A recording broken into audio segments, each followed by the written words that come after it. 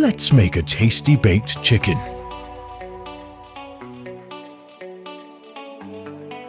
Wash and clean your chicken. Pat dry. Add few drops of oil. Mix dry seasoning. Garlic and herb. Salt, paprika, Cajun powder, cayenne pepper, onion powder. Rub in, season thoroughly, marinate overnight. Bake at 425 degrees for 45-50 minutes. Baste with melted butter and garlic. Served with roasted vegetables, bell peppers, tomatoes, carrots, red onion, lemon and garlic. Ready to be served with your favorite sides.